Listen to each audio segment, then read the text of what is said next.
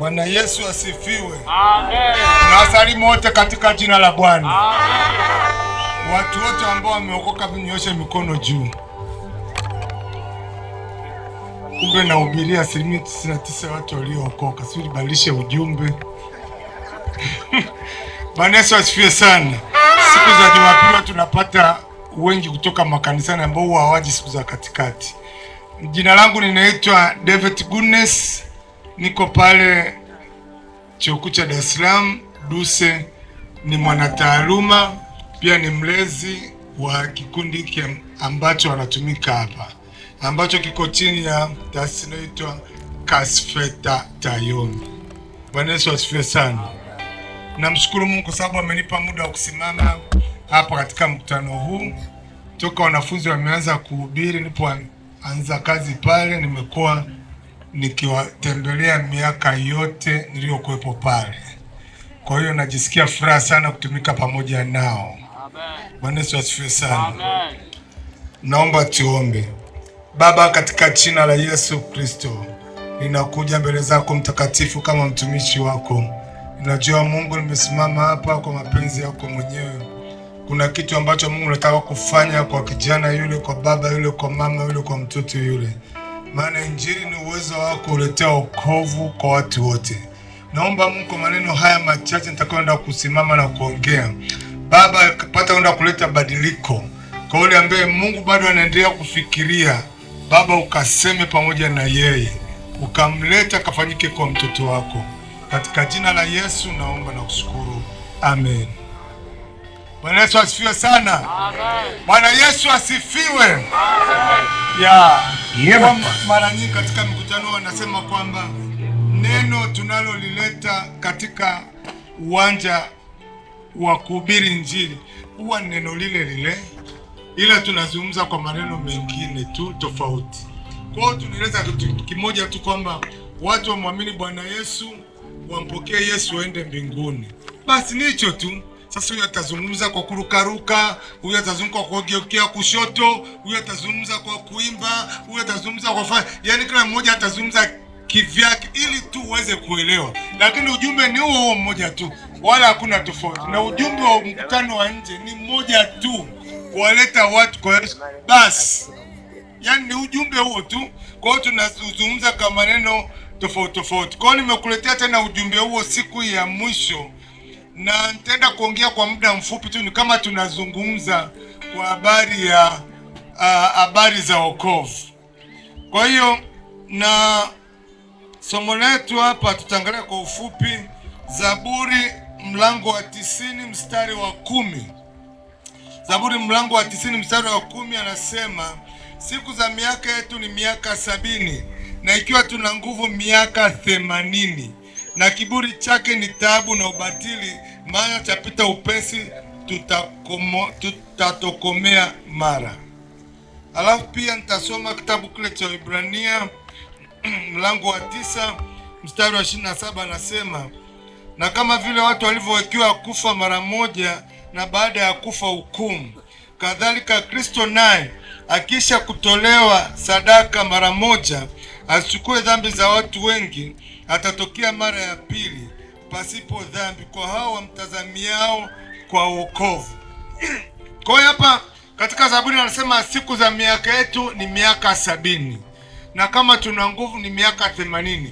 Ukisoma katika historia ya Biblia utaona kwamba watu walikuwa wanaishi miaka mingi sana. Mtu anaishi miaka 900, miaka mingi sana. Yaani kama mliosimama hapa, kwanza ndio mtoto labda niko darasa la 3 huko zamani. Kwa mwanadamu alikuwa anaishi miaka mingi mno, na dunia ilikuwa ijajaa. Unajua dunia ni kubwa Sehemu kubwa sana ya dunia ukitembea ni misitu na miti na milima na mabonde. Dunia yote ukienda kuna nafasi kubwa sana na za wanadamu, na dunia haiwezi kujaa. Na sehemu inayokaliwa na wanadamu ni sehemu ndogo sana kuliko sehemu ambayo inakaliwa na maji na milima, na yani sehemu kubwa sana ni sehemu za wazi. Kwa hiyo dunia inatosha sana. Kwa hiyo dunia maisha yake yameanza muda mrefu toka Mungu alipoziumba mbingu na nchi. Kwa watu walikuwa wanaishi miaka mingi sana, yaani wasiwasi wa kufa haupo.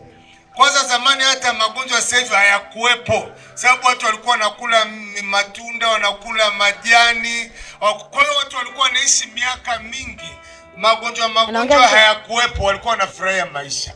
Kwa hiyo Mungu alimuumba mwanadamu ili aweze kuishi muda mrefu. Tena Mungu alimuumba mwanadamu ili aweze kuishi milele, aifurahie dunia. Biblia inasema siku ya kwanza Mungu akaumba mbingu na nchi, akaumba dunia kwa siku 7, siku 6. Siku ya 7 akamuumba mwanadamu, akamwambia kaa ufurahie maisha. Yaani ule wanyama hao hapo, mimea iko hapo, matunda ya kila aina yapo pale, mboga za kila aina ziko pale, wanyama wa kila aina wako pale. Yaani ilikuwa ni maisha mazuri, unakula wewe, kazi yako ni kufanya kazi tu kwenye bustani, basi unaishi maisha raha, maisha yote, hakuna magonjwa, hakuna nini. Jioni Mungu anakuja kumtembelea, unaendeleaje? Naendelea, niko shambani hapa, nilikuwa natapalia maua hapa. Mwanadamu yuko pale, yaani anafurahi maisha yako mazuri. Lakini mwanadamu maisha yalivyorudi, yalivyoendelea kuongezeka, shetani alipotupwa kutoka kule juu akatupwa duniani, kazi yake ilikuwa ni kutafuta roho ya mwanadamu. Sababu siku zote shetani hapendi wewe umuone Mungu hata siku. Na ndio maana watu ambao wanakataa wokovu ni watu wengi kuliko watu wanaokubali wokovu. Na Biblia inasema kwamba njia ile ya kwenda mbinguni ni njia nyembamba sana, na wengi watatamani kuiona, watashindwa. Ndio maana makanisani tuna watu wengi wanaojiita Wakristo lakini hawajawahi kubadilika. Wanasali miaka yote, wanaimba kwaya, wanatoa sadaka, ni waaminifu, wanatoa pesa nyingi, wanachangia makanisa, wanajenga makanisa makubwa, wanafanya kazi kubwa, lakini watu hawa walioko makanisani wengi wao hawajawahi kuokoka. Na ndio maana hata ukienda gerezani, watu wengi utakaokuta kule utawakuta ni Wakristo. Wako wengi ambao walikuwa wanasali lakini magerezani wapo wengi, kwa sababu shetani hapendi wewe umuone Mungu hata siku moja. Shetani hapendi wewe umuone Mungu hata siku moja. Yeye kazi yake ni kushughulika na wanadamu, kuwarudisha nyuma wote. Ndio maana unakuta mtu anaweza akawa pia ameokoka. Mfano, injili mhubiriwa hapa kwa siku 6, hii siku ya 7 kuna watu wameokoka zaidi ya 700 huko mtaani. Lakini kuna wengine baada ya kuokoka wamekutana na wahubiri wengine mtaani. Wewe unaokoka, wale watu kwanza, wewe wokovu sio wa kweli, wewe una dini yako, dini ni nzuri, Mungu akulete. Yaani tayari wengine washahubiriwa na wengine wamesharudi nyuma, kwa sababu shetani kazi yake ni kukurudisha nyuma ili wewe usije ukamwone Bwana Yesu. Bwana Yesu asifiwe sana. Amen.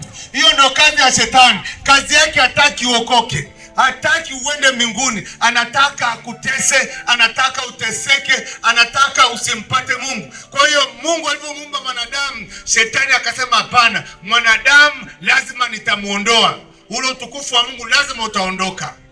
Shetani akaja kwa njia ya nyoka, akaona njia nyepesi ni ya kupitia kwa mwanamke. Unajua wanawake wana huruma Usije ukawa na siri ukasema kwamba mke wangu hapa hiki kitu simwambie mtu, umekwisha. Siku ukimuudhi ndio maana atasema. Au akikabwa sana, sema vizuri. Mume wako alifanya, usiseme tu. Mume wangu ungesema tu. Sema tu. Mwanamke atasema tu.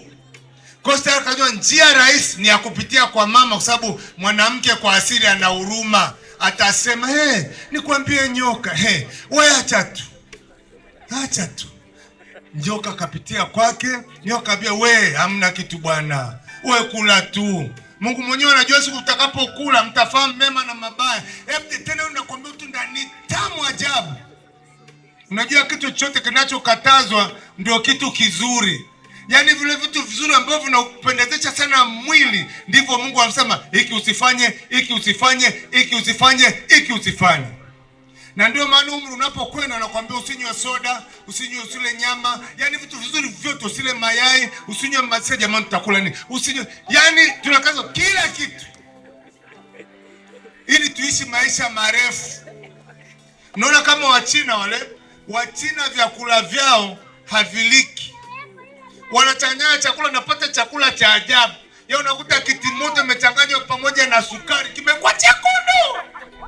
Anza kuchukua mayai kachanganya na maharage kachanganya. Ukiingia kwenye hoteli zao, unaingia kule unapua hivi nimeingia sehemu ya kula, lakini vile ndio wanaofanya wanaishi maisha marefu. Ndio hapo wanasema siku za miaka yetu ni 70 kama tuna nguvu 80. Ndio maana Wachina wanaishi miaka mingi kwa sababu hawali vitu vya kufurahisha mwili, wakula vitu vichungu, madawa.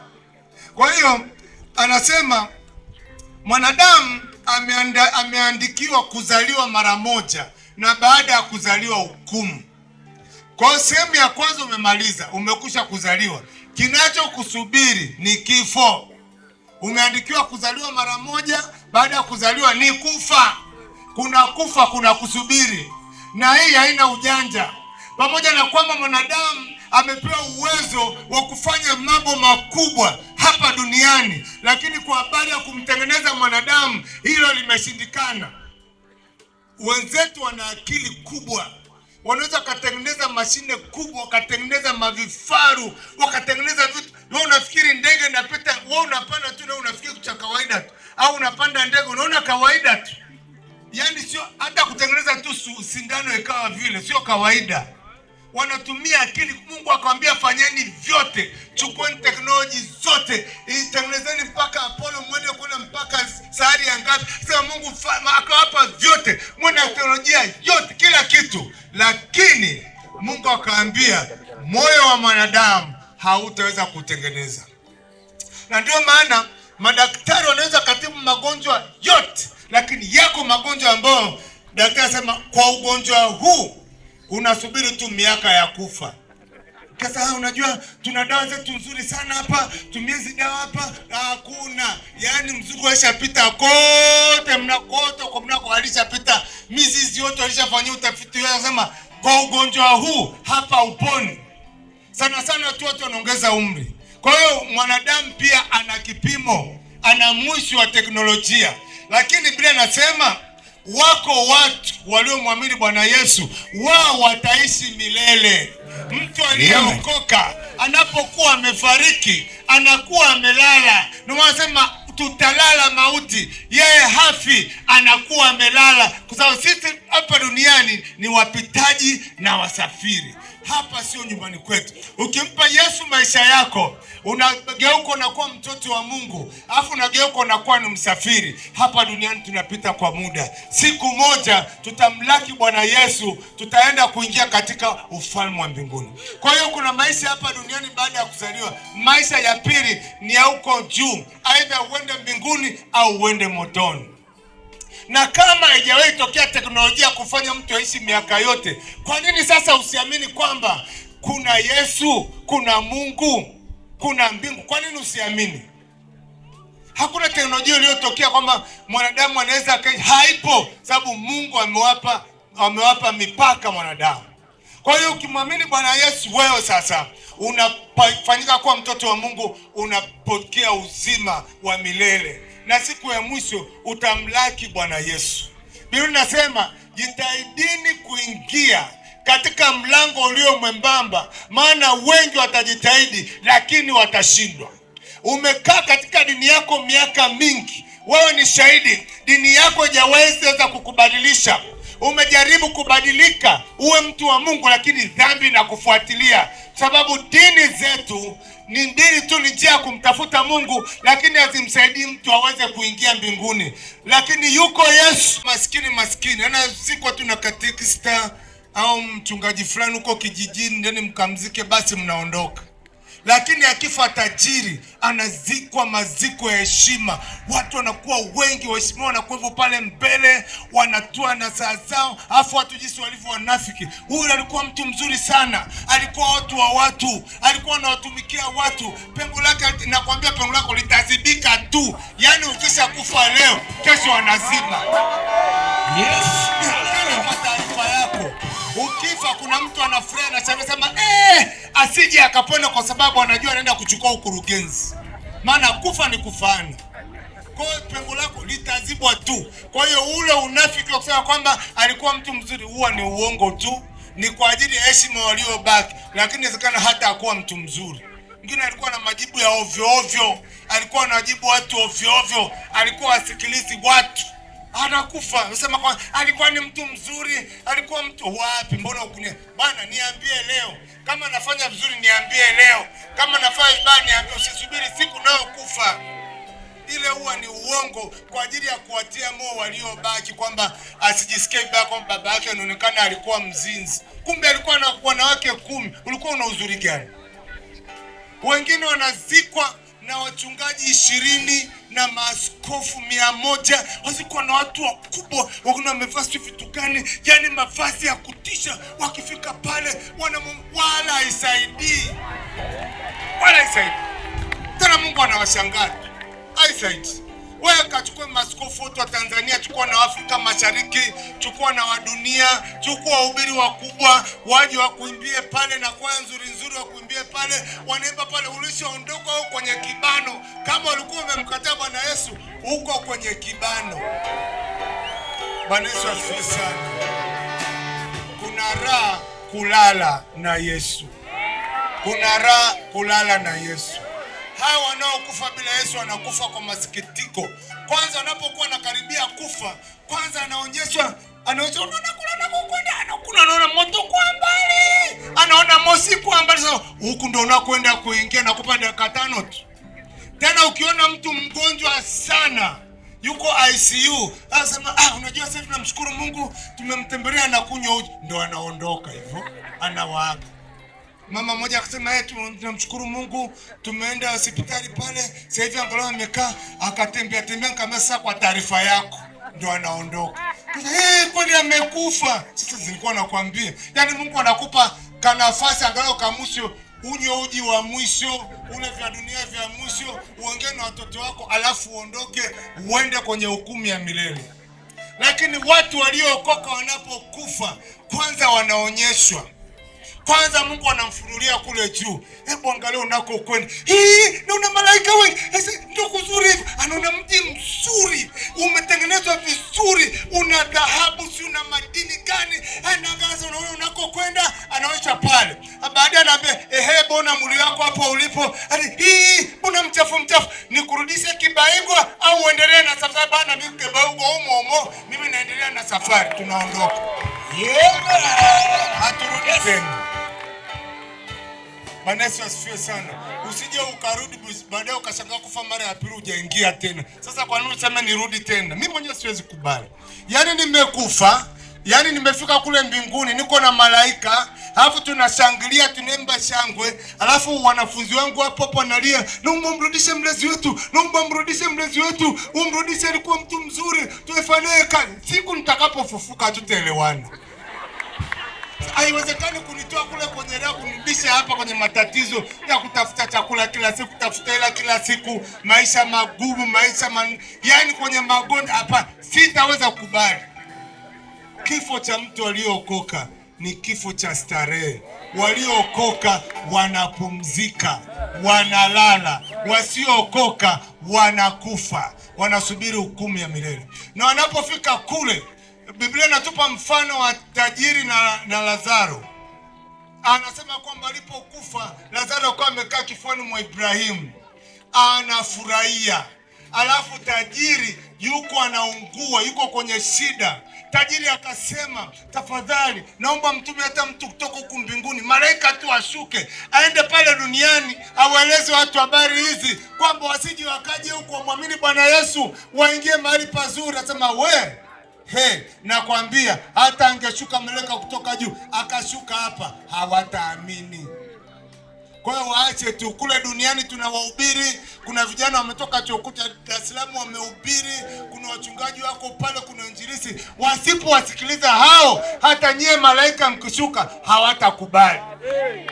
Na kuhakikishia, naweza kabisa ikashuka Mungu akaamua kwamba malaika nendeni kama 10 pale kwenye uwanja. Alafu sasa muangalie, jamani, mnaona mbinguni kule, alafu pafunguka kidogo, moto uonekane kwa juu unavyounguza watu wanavyolia. Alafu malaika sema, jamani, wako wangapi tayari tuondoke wote? Kuna watu watakao kataa. Mimi nakwambia kuna watu ambao hawataokoka. Yaani mwanadamu ni mgumu, moyo wake ni mgumu sana, ni mgumu kuamini.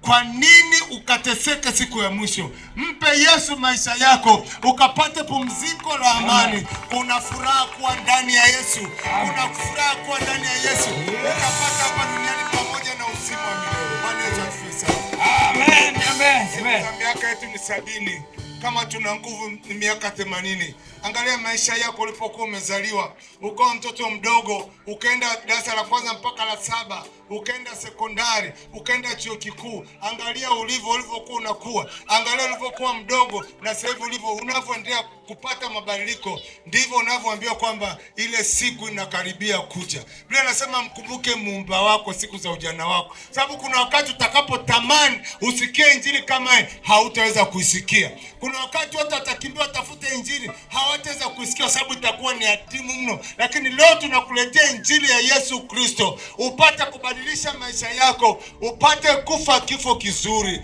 kama mtoto wa Mungu. Ni kwa nini usimuone Bwana Yesu? Ni kwa nini usimlaki Bwana Yesu siku ya mwisho? Ni kwa nini usimuone Bwana siku ya mwisho? Ni kwa nini ukapotee? Ni kwa nini ukateseke? Ni kwa nini nafsi yako ikapotea?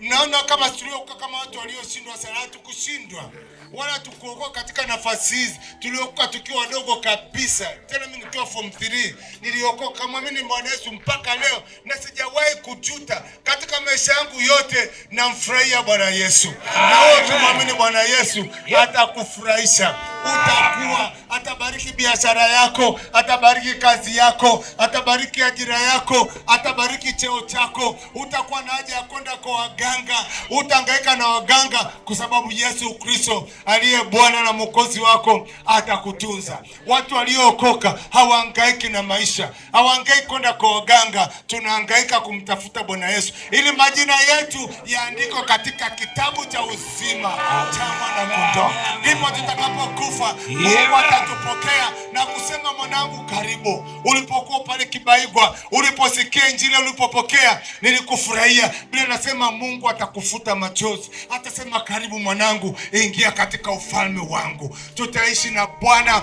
tutaimba na Bwana, tutafurahia na Bwana milele. Wakati huo wale waliokatia injili watakuwa wanaungua katika moto wa milele. Wanalalamika, laiti tungelijua, laiti tungerudisha tena dunia. Mungu asema hapana, mlipokuwa pale Kibaigwa mpe injili siku 7 ukakataa. Sasa lazima upate hukumu, na hukumu ile ya moto ni hukumu ya milele, haitakuwa na mwisho. Ni afadhali tungeungua moto kwa wiki moja, baadaye ukatolewa. Ukishaingia pale, umeingia. Walioingia mbinguni wameingia, hakutakuwa tena na mbingu nyingine. Ni kwa nini uteseke mama yangu? Ni kwa nini uteseke baba? Ni kwa nini uteseke kijana? Ni kwa nini ukaikose mbingu? Ni kwa nini ukamkose Mungu? Kwa nini usife kifo kizuri? Kwa nini usimpe Yesu maisha yako? Dini yako ni nzuri, unaifurahia. Unamwogopa mzazi wako, unamwogopa rafiki yako, unaogopa kuteswa, lakini siku ya mwisho utakuja kubaki mwenyewe. Utakuwa mgeni wa nani? Ndio maana siku ya kufa unaingia kaburini mwenyewe. Unaweza kuwa na rafiki yako wa karibu sana. Hakuna rafiki anayetokea na kusema mimi nataka nife na marehemu, tulikuwa marafiki pete na kudole. Haiwezekani. Hata kama ulikuwa na pacha wako, mmezaliwa tumbo moja, mnapendana, na wengine mapacha wanaishi nyumba moja, wameoa, wanaishi nyumba moja, wanapendana sana, lakini siku pacha anapokufa, huyo pacha mkaza, kwa habari ya kufa bwana, wewe nenda mwenyewe, utabaki mwenyewe. Huyo unayemwogopa, huyo anayekushawishi, huyo unayemdhania kwamba ni rafiki yako, atakuacha. Utabaki mwenyewe. Utatokea kwenye kiti cha hukumu cha Mungu, utaeleza mambo yako mwenyewe, utajieleza taarifa zako mwenyewe. Ndipo Mungu atakapokuambia, uliposikia habari zangu ulikataa, uliposikia habari za injili ulizibeza, nenda kwenye moto wa milele. Utalia na kuomboleza. Ni kwa nini ukaomboleze siku ya mwisho? Maisha yetu ni mafupi. Miaka 70 ni mifupi, miaka 50 ni ambaye yeye ukimwamini anakufanya kiumbe kipya. Unapata maisha mapya, unapata uzima wa milele. Amen. Yesu asifiwe sana. Kwa nini na usipokee uzima wa milele? Uzima wa milele uko kwa ajili yako, kwa ajili yako mama, kwa ajili yako baba, kwa ajili yako kaka, kwa ajili yako dada. Uzima wa milele. Tumeishi miaka mingi tumeona mambo mengi, lakini mambo yote yanapita. Dunia unayoiona sasa hivi ni ya muda mfupi sana, na maisha ya mwanadamu ni ya muda mfupi sana. Muda utakapofika tutarudi kaburini. Siku moja wakati nawafundisha wanafunzi wangu sekondari, nikamwambia, kwa taarifa yenu, mimi nitakapozeeka ninyi wote mtakuwa mmezeeka. Na wanafunzi wangu ukiona sasa hivi wengine tumelingana. Sasa hivi mkubwa ni nani? Tushalingana tayari. Sababu wengine nimewazidi miaka 5, sasa tumelingana tu. Wengine miaka 6. Kwa hiyo maisha yetu ni mafupi sana. Utafanya kazi zako nyingi, utafanya biashara zako nzuri, utafanikiwa sana, utakuwa mtu wa kufanikiwa katika mashamba yako, lakini je, baada ya maisha haya utakuwa mgeni wa nani? Biblia inatoa mfano wa mtu mmoja ambaye alikuwa amejikusanyia pesa nyingi, akawa amejikusanyia mazao mengi, akayaweka, akasema, sasa moyo wangu upumzike upate kula. Akaambia, jioni ya leo wanaitaka roho yako.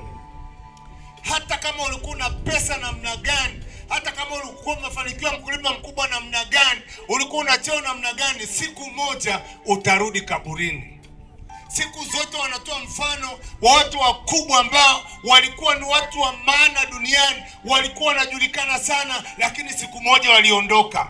Kulikuwa kuna wanamuziki wakubwa waliokuwa wanajulikana, wanamuziki maarufu, lakini siku ilipofika walikufa.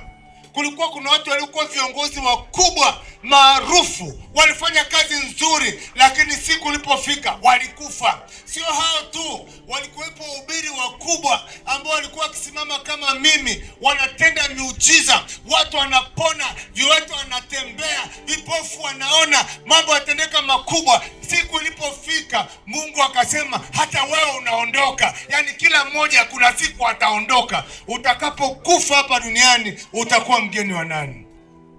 Utakuwa mgeni wa nani? Kaburi linakusubiri. Sijui utafia Mwanza, sijui utafia Dodoma, sijui wengine watafia kwenye bahari, wengine watafia kwenye magari, wengine watafia kwenye ndege, wengine watafia sijui wakiwa wapi, wengine watafia wakiwa gesti. Kila mmoja ataondoka kwa wakati wake, lakini siku itakapokuja utaondoka. Ni swala la wakati tu. Kwa hiyo ukimwona mtu amekaa ofisini anafurahi, yani anajitapa, anaona kuwa ni mtu mkubwa sana, unajua mimi ni afisa fulani, mimi wanaangalia tu. Nasema wewe hapo kwenye ofisi una miaka michache sana, utaondoka. Na wengine kwanza wanaondoka hata kabla, mwingine hata miaka 2 haijaisha shaondoka. Na huko kuna ndugu yangu mmoja, yeye alikuwa amepata ofisi akawa mkurugenzi fulani wizarani kule. Alipoingia tu pale kwenye kiti chake, ameitisha mkutano siku ya kwanza kikao, akaumwa kichwa. Alipokuja kuitisha kikao cha pili akaumwa kichwa. Kikao cha tatu alikaa Muhimbili miezi 3. Hasikii, haongei, yuko pale, hajafa, lakini hawezi kuongea, amezimia, yuko pale. Baada ya miezi 3 aliondoka. Kwa hiyo ukurugenzi wake hakufurahia, pesa zake hakuzifurahia, na wakati wa kutubu hakuwa nao, kwa sababu alikuwa hawezi kuongea, akawa ameondoka kama alivyoondoka. Lakini alikuwa anaeleza habari za Yesu, alikuwa anakataa, lakini siku ilipofika aliondoka. Kwa hiyo mimi mara nyingi nikimwona mtu katika ofisi, yani unajua kuna watu wengine wakaa katika ofisi wa maafisa fulani hivi, anapokujibu na kwa dharau, yani mtu anajiona ni mtu wa maana sana, yani anaona watu wengine hawafai. Yani wewe mwangalie, ni swala la muda tu, kiti atakiacha, atakuwa mtu wa kawaida sana. Wako watu ambao walikuwa na nafasi nzuri sana, lakini sasa hivi ukutana nao ni watu wa kawaida sana, tena wengine hata mali hawana, lakini walipokuwa katika nafasi zao walimkataa Yesu, wakajiona wao ni watu wa maana, wakawa na kiburi kwamba ni mtu mkubwa sana. Wakati ulipofika akastaafu, akarudi akawa mtu wa kawaida sana. Watu wote wanaojidai waangalia, sisi tunakusubiri ukistaafu. Ukisha staafu utarudi kijijini, utajenga nyumba yako pale, utakuwa mtu wa kawaida sana. Lakini ukijua kwamba yuko Mungu, mtu aliyeokoka, hata angekuwa katika ofisi bado anasema, Bwana, hata katika ofisi hii wewe ndio uliyeniweka, mimi ni mtoto wako na ataheshimu watu. Kwa hiyo kuna mtu ambaye heshimu watu, anaotendea watu vibaya na wajibu watu vibaya, huyo mtu msubirie tu, kuna siku ataondoka na utakuwa una heshima. Kwanza hataisaidii. sababu huko pale kwa muda. Bwana Yesu asifiwe sana. Kwa hiyo tunaambiwa kwamba mwanadamu ameandikiwa kuzaliwa mara moja, na baada ya kuzaliwa ni kifo, na baada ya kifo ni kuingia kaburini. Hakuna mtu anayezikwa juu, wote wanashuka chini, na wengine wameshajichimbia makaburi kabisa. Mimi nikifa hapa mnizike, wala hata isaidii. Yaani kuna mmoja anasema jamani, kabla yangu liko wala hata isaidii. Mimi nizikeni tu popote, hata mkanifunika na mamnini mkaweka, wala hata sina shida. Tena hata atakayesimama awe tu mzee wa kanisa, wala sina shida. Mimi shida yangu, je, ninapokufa na kwenda mbinguni? Hicho ndicho ninachokitafuta baada ya maisha haya. Ninataka nimuone Bwana Yesu. Haleluya. Unajua kuna maziko mengine yana mbwembwe. Kuna tofauti anapokufa maskini na anapokufa tajiri au mtu mwenye